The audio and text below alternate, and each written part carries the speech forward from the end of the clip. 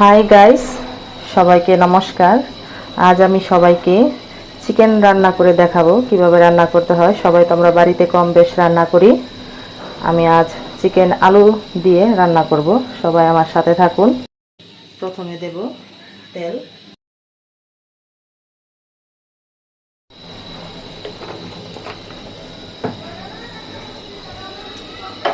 তারপর দেব দুটো এলাচ, দুটো দারচিনি, দুটো লবঙ্গ, সাথে দেব দুটো তেজপাতা, একটা শুকনা মরিচ।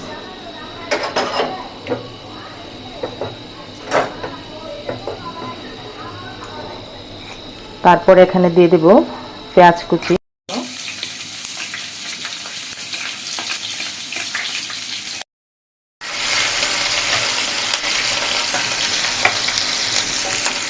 পেঁয়াজটা ভালো করে বাদামি করে ভেজে নিয়ে তারপর দিয়ে দেব টমেটো কুচি, তারপরে কাঁচামরিচ কুচি। তারপরে একটু ভালো করে কষিয়ে ব্রাউন কালার করে নিতে হবে, যাতে কালারটা খুব ভালো আসে। আদা রসুন পেস্ট,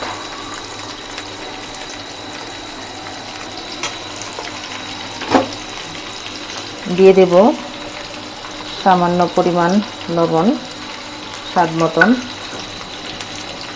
তারপর একটু ভালো করে কষিয়ে নেব, যাতে আদা রসুনের গ্রানটা কাঁচা কাঁচা না আসে। এখন দিয়ে দেব আমরা হলুদ গুঁড়ো, মরিচের গুঁড়ো, ধনিয়ার গুঁড়ো এবং জিরের গুঁড়ো।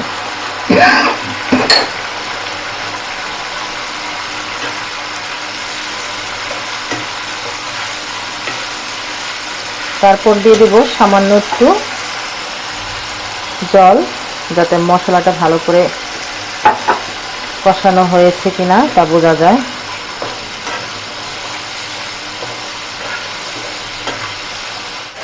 আমরা দেখতে পাচ্ছি মশলাটা খুব সুন্দর কষানো হয়েছে এবং কাঁচা কাঁচা গ্রানও আসছে না।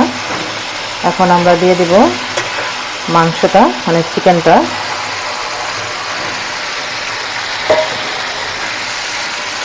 চিকেনটাকে ভালো করে কষিয়ে নেব।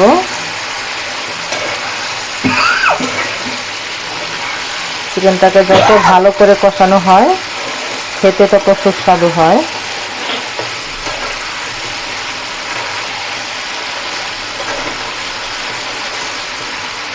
তারপরে একটু আমরা ঢেকে দিব।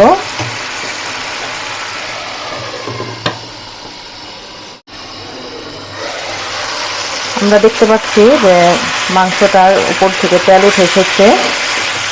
এই মাংসটাকে কষানোর জন্য মিনিমাম 2 মিনিট সময় দিতে হবে, 2 থেকে 3 মিনিট, যাতে ভালো করে কষানোর পর তেলটা উপর থেকে আসলে আপনারা বুঝবেন যে মাংসটা কষানো হয়ে গেছে। হ্যাঁ, 3 মিনিট কষানোর পর দেখতে পাচ্ছেন গাইস কি সুন্দর কালারটা এসেছে। এখন আমি আগে থেকে আলুটা ভেজে রেখেছিলাম, এখন মাংসের মধ্যে দিয়ে দিব। ভালো করে নেড়ে চেড়ে মাংস এবং আলুটাকে ভালো করে কষিয়ে তারপর এর মধ্যে আমি গরম জল অ্যাড করব, হালকা কুসুম কুসুম গরম জল। দেখেন গাইস, আমার মাংসটা কি সুন্দর কষানো হয়েছে, দেখতেই লোভনীয় লাগছে, খেতে জানি কতটা সুস্বাদু হয়।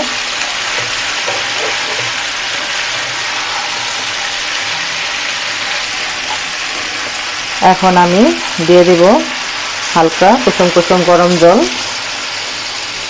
যাতে মাংসটা খুব সুন্দর করে সিদ্ধ হয়। বাড়ি বাড়ি দিতেছে তারও।